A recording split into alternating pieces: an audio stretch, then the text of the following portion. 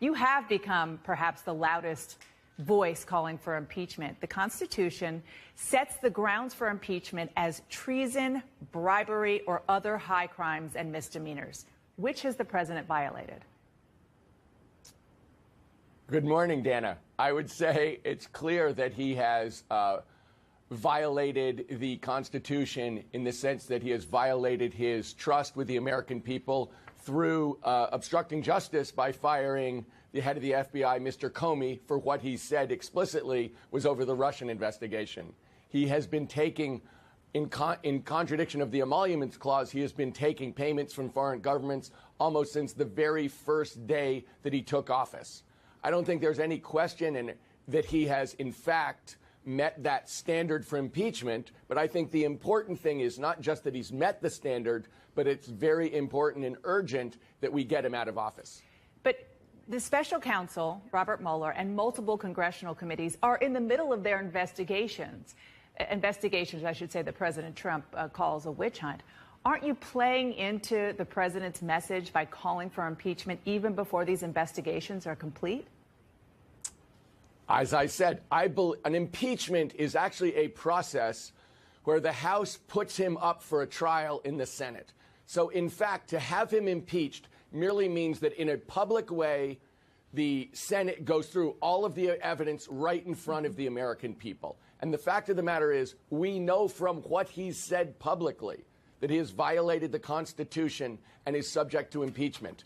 There will be, inevitably, we're in favor of the Mueller investigation. God bless him for what he's doing. But the fact of the matter is, this president has performed in a lawless way throughout the campaign and throughout his presidency, and he is an urgent threat to the American people. So to sit here and wait, doing absolutely nothing, is the wrong thing to do. The American people want this man impeached. I want to read to you what President Obama's former chief strategist, David Axelrod, tweeted. He said the following. He said, "Dzair impeachment ads seem to be more of a vanity project than a call to action. It is at least this point an unhelpful message. If impeachment becomes a political tool, it will be as damaging to our democracy as the degradations Donald Trump has inflicted on it." Your face is front and center in these ads. What some of your fellow Democrats are saying, as you just heard, is that you're using the specter of impeachment to build your own political brand. Your response? I think that the people in Washington, D.C. and the political establishment can't accept the idea that the American people are supposed to have their own voice. And what we're doing is providing a venue for Americans to add their voices together to change the conversation, the dysfunctional conversation in Washington, D.C. That's what we're doing. And so, in fact, what we're trying to do is let the people's voice be heard, which is exactly what our organization has always done, is to go for more democracy. It doesn't surprise me that political elites want to close off the American people and make sure that they remain in control. Mr. Dzair, you're from California. You've said that you're considering running against the Democratic senator there, Dianne Feinstein, who's up for re-election next year. You two have a really different take and approach on President Trump. You're obviously calling for impeachment. She has called for patience on that issue. Would you do a better job as senator from California? Well, I haven't said I'm considered running. What I said is I haven't ruled it out. Is there a difference? And the fact that I actually think there is, but okay. I don't want to split hairs with you on that subject. I think the main point is this. What we're trying to do, and what we would encourage Senator Feinstein to do too, is to actually look at what's going on the ground and to listen to the American people. Anyone who goes out, and I do this all the time, and listens to normal working people about what they're concerned about, know that they think there's a real problem in Washington, D.C., that it is not responsive to their needs, and there is something wrong with this administration that is dangerous to their health and safety on a daily basis, and in fact, we should be acting. So I urge Senator Feinstein to be much more urgent in the need for change than she is right now. Briefly, where are you in your process of not ruling out a run for the Senate? I don't need to rule it out. The fact of the matter is right now... Are you going to run? Are you going to run? Do you think there's any chance that you're going to run? I don't need to rule it out, and I can have time to think about it. The fact of the matter is, I am spending all of my time working to make sure that this petition gets as broad a listen as possible. And in addition, we are a huge grassroots organization registering, engaging, and mobilizing voters around the country. So I have a more than full-time job without running for any specific office. I have to ask you about the other thing that you have done politically, and that is raise a lot of money and give a lot of money. You have said that the Democratic Party needs to get behind Bernie Sanders and his policies. But at the top of his agenda is limiting the influence of big money in politics. You were the biggest donor in the 2016 election cycle, giving over $91 million to Democrats. Are you a part of the problem that Bernie Sanders is working to fix? Well, first of all, I'm absolutely in favor of changing the way that money is used in politics. And I think that is a huge problem, and I think it should be changed.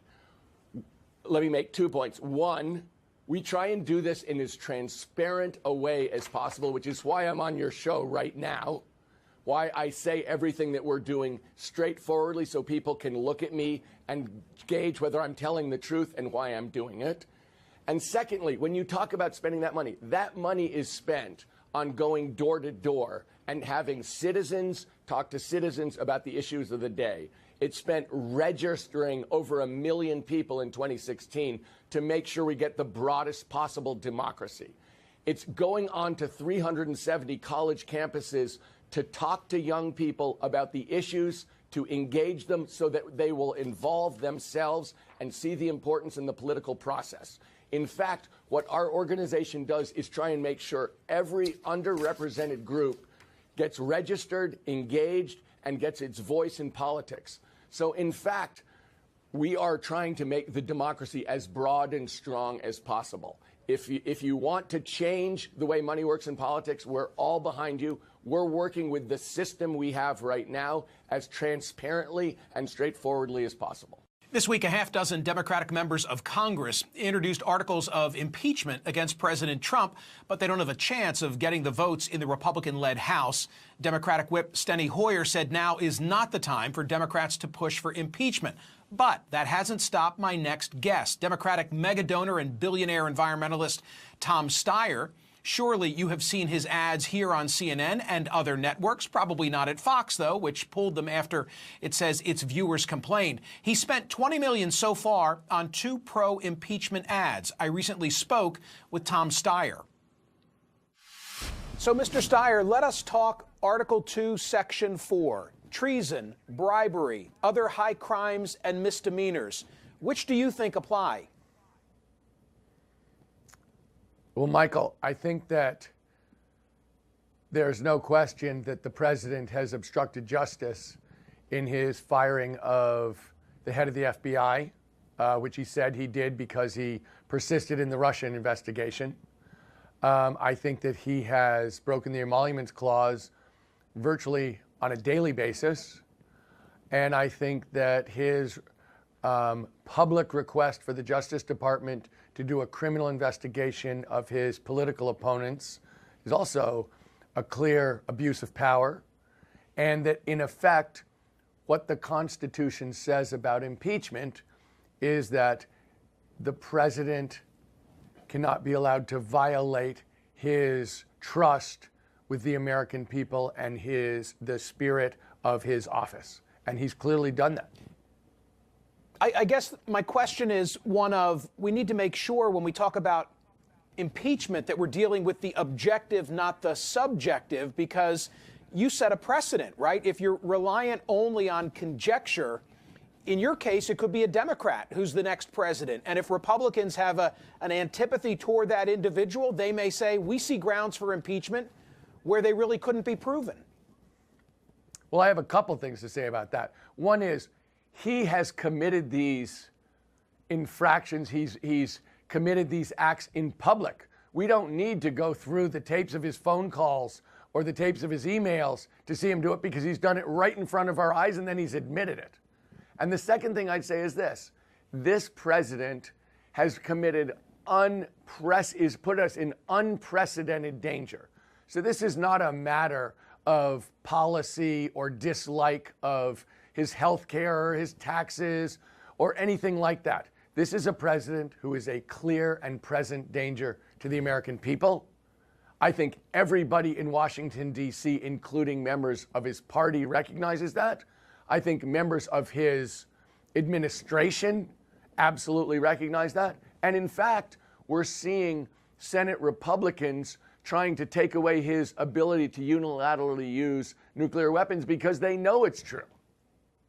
Right, but in the ad, I think the language you use is that he's brought us to the brink of nuclear war. But bringing us to the brink of nuclear war, if in fact that's accurate, that's not treason, that's not bribery, that's not a high crime or misdemeanor. In fact, some would argue that's the situation that he inherited from predecessors who didn't do anything about Kim Jong-un. Well, I think, Michael, I see this as two different things, and I think you're conflating the two of them. One is, has he met the criteria for impeachment? And that was the first question you asked me, and I referred to the emoluments clause and I referred to obstruction of justice, the kinds of things that meet the criterion for impeachment.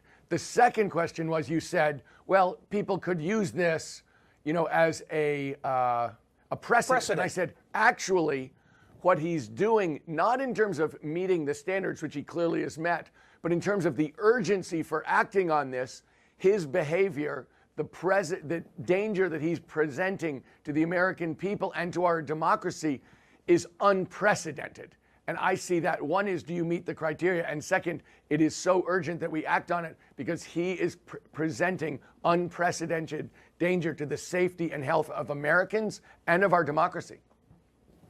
Might you be helping him? Might you be helping him insofar as the Trump base sees your ads, the whole country can't help but see your ads, and they interpret your ads as your attempt to overturn a legitimate presidential election that we just had, and they therefore become emboldened in their support of Donald Trump?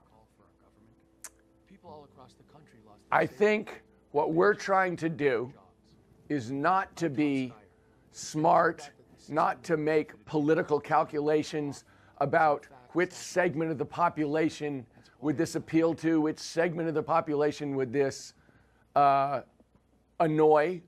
But instead, we're trying to do something very different from that, Michael.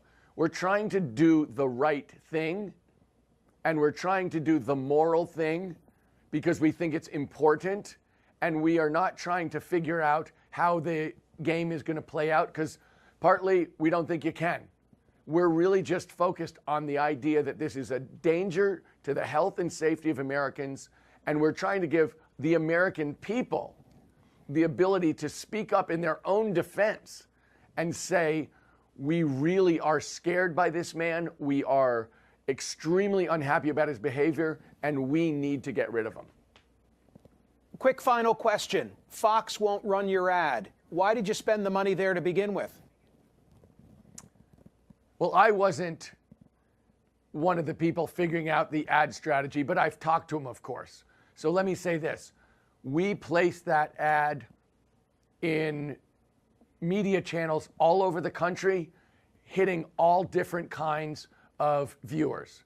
And Fox has a very particular kind of viewer, and I think that the people who were placing the ad wanted to make sure that those people saw the ad, got access to the information, and they knew there was a chance the president would see the ad on Fox and Friends, and they felt like he should get a chance to see this ad so he understands that the American people are speaking out against him directly.